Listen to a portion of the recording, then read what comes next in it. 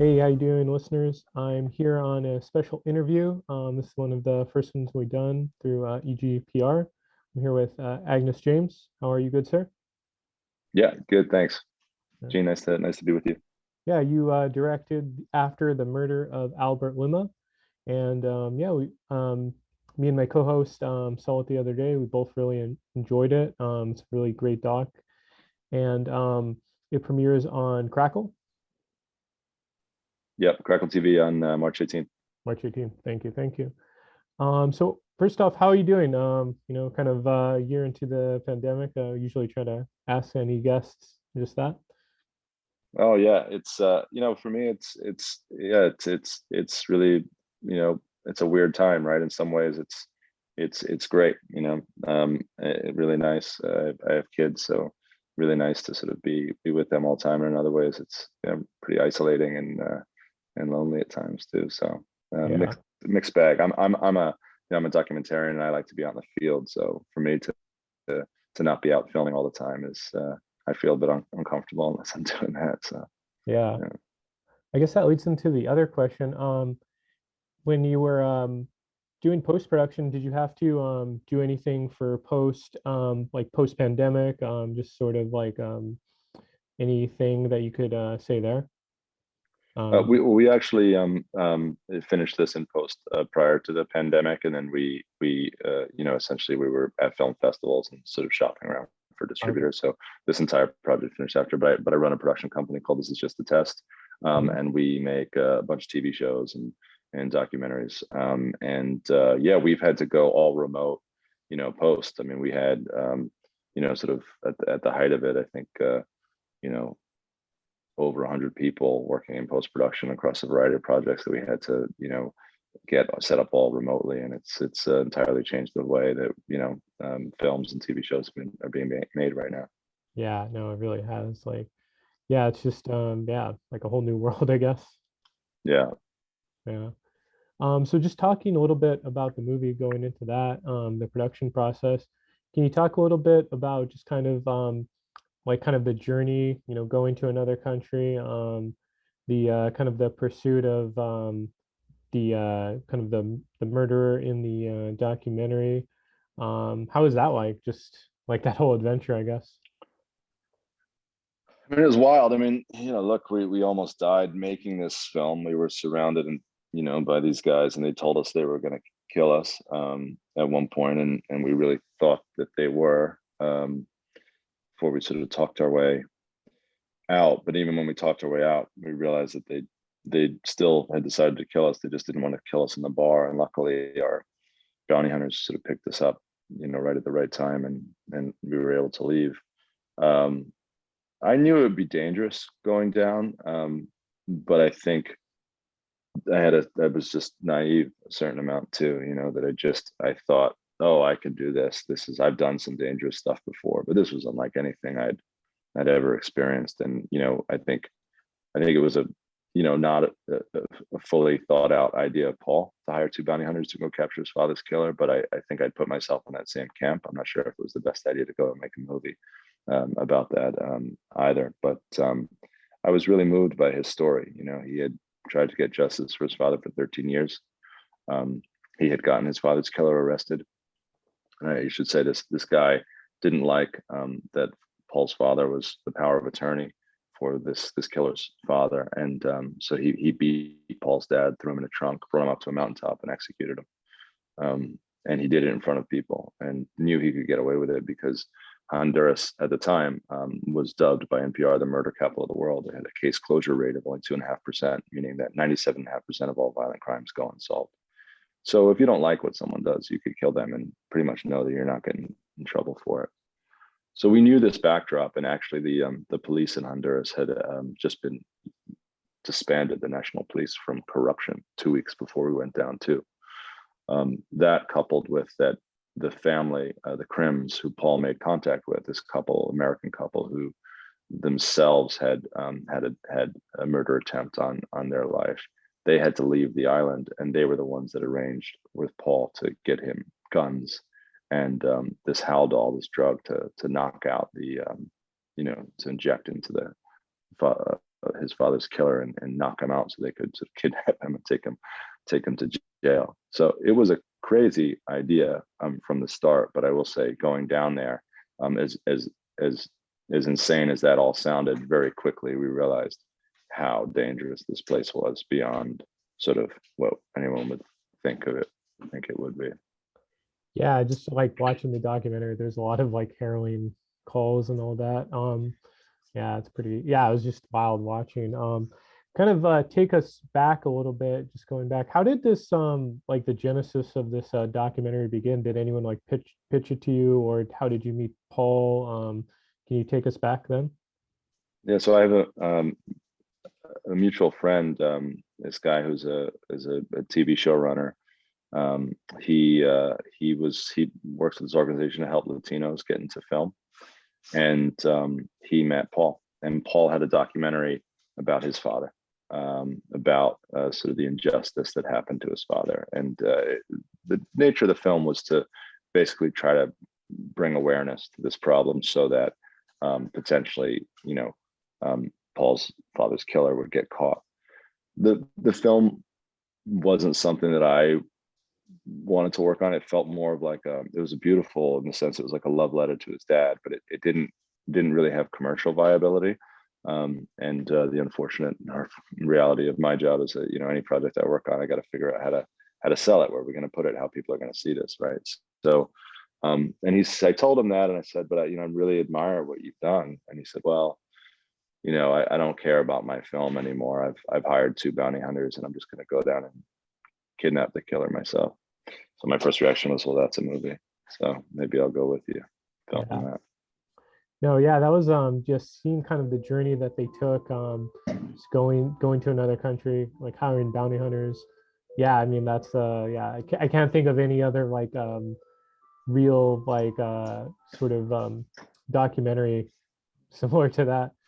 Um, but I guess that kind of that journey, seeing him bond with the 2 bounty hunters, Zora and Art, um, kind of, I don't know, kind of went with the themes of the film. Can you speak a little to that? They almost become like, I don't know, like kind of like this weird like close knit family, like when you guys were down there. Yeah, I think it is, but it's everybody had sort of slightly different objectives, including myself, right? Like my objective is to make a film, and Mhm. certainly I was rooting for Paul to sort of like come back to his like moral center and sort of remember the man his father raised him to be. That's what I was rooting for. But at the same time, I have a film to make. The bounty hunters, they've been hired to do a job, and they have to sort of assess risk and really figure out what's viable. And Paul was really single track minded of just catch the killer, catch the killer, catch the killer at all cost. That's the sort of headspace he was in. So um yeah, I think we all it was sort of like a little dysfunctional family while we were there. But we also all, I think, had certain levels of trust and distrust towards each other in that process. For me, I just thought the plan wasn't fully baked, right? So I felt like a little unsafe, um, based on sort of what felt like sort of lack of preparations in how to kidnap a killer. And but Paul, like I said, for him, this cost him a lot of money. So for him, he felt it was his last shot. He needed, to catch this killer. And then Art and Zora certainly, had a job to do, and their reputations on the line. They're being on camera is stressful. So yeah, it was I think it at times I think our interests all align, but sometimes not, and that can be stressful too. Yeah, no, definitely. I mean, yeah, it really, it really like humanizes them. Just the documentary and just kind of like, getting to know them. I don't know, there was like some odd like humor as well, where it's like just like just being down there in the circumstances, kind of, we got to know everyone like that. So yeah, it was yeah, interesting to kind of see these 2 bounty hunters just also kind of get the spotlight as well. Yeah, I mean, they say what is like on the other side of tragedy is comedy, and that's what it felt to me. Like at times it felt just it's a tragedy, and other times it sort of felt like a bit like a comedy. I sort of felt like I was like living inside like a Coen Brothers film, where in Yeah. the face of sort of tragedy, you were you had just all these bizarro elements. Yeah. And did anything like in your previous documentaries like prepare you for this? I mean, you're saying that just kind of you've been in some kind of tight situations, but never kind of like the bar scene. Was there anything also um, that happened in the country that was another close call that you would want to talk about?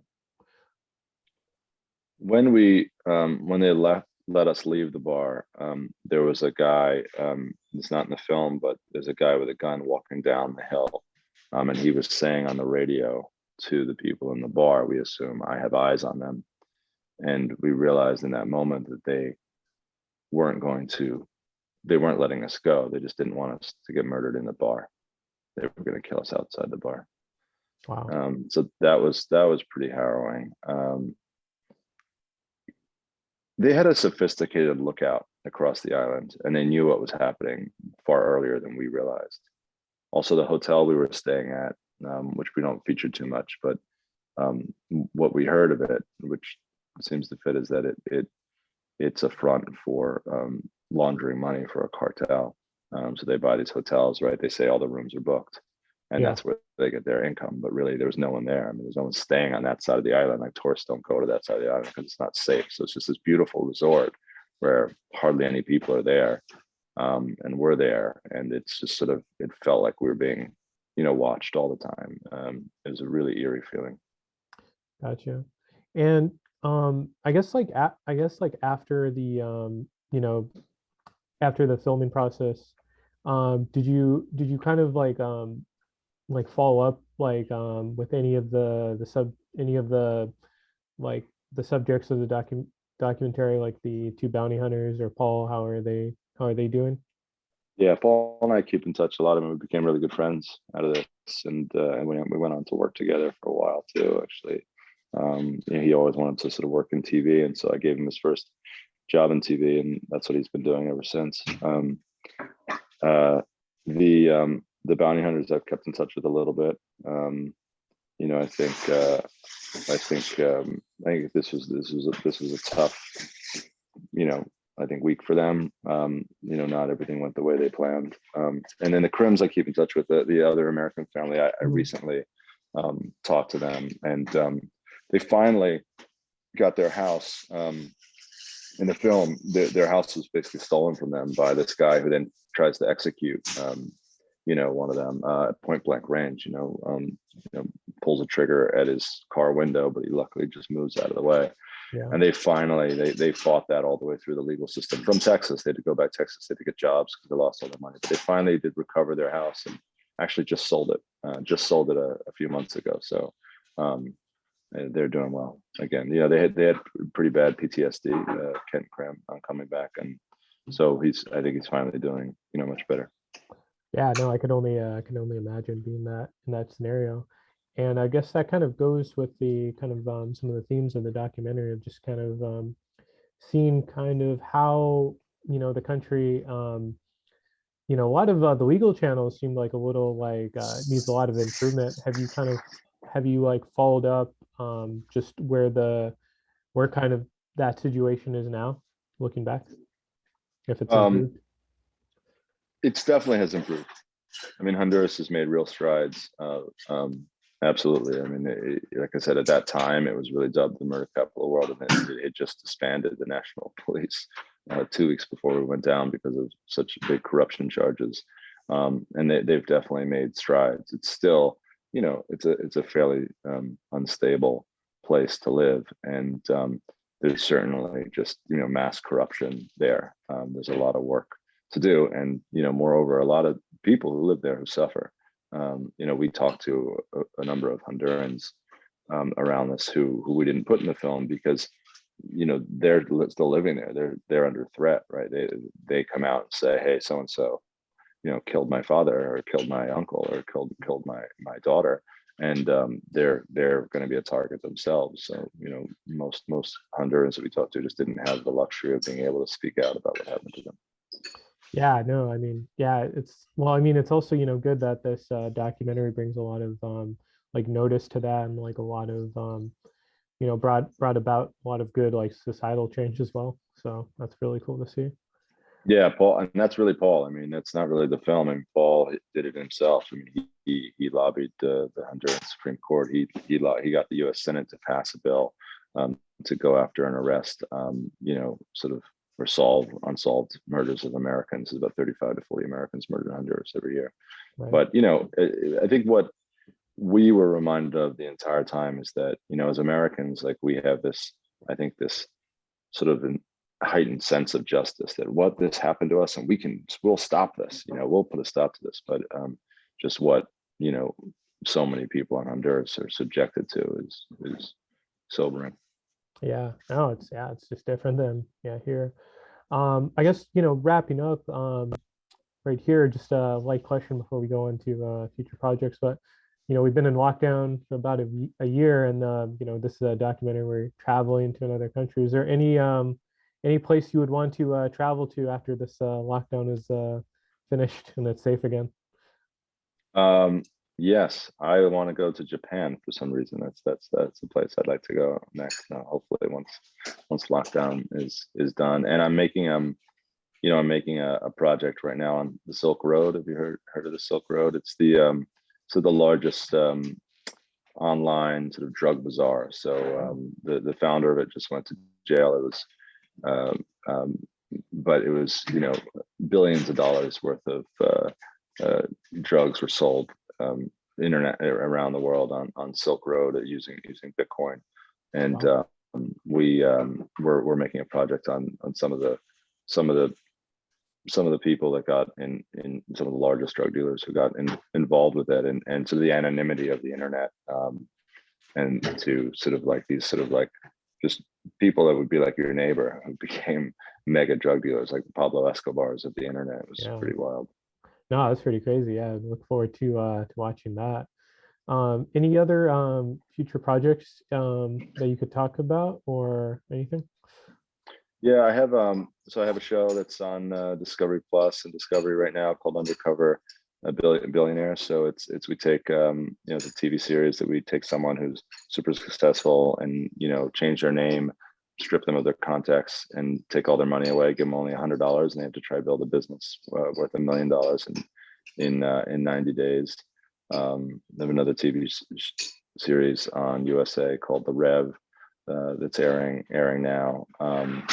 And yeah, a variety of documentary projects coming up, some of which I can't talk about, but that Silk Road one is one that we're actively filming right now. Gotcha. Cool. And yeah, no, thank you for joining us today. And just before we let you go, where could people find you at, or the movie's social media that you'd want to promote? Yeah, so any questions about the film, you can hit me up on Instagram at Aengus James, AENGUS .James, I believe it is. Is my Instagram handle. And for the for the film, it's going to be on March 18th on Crackle TV. Cool. Yeah, we'll definitely check it out there. And yeah, we'd highly recommend checking out the documentary.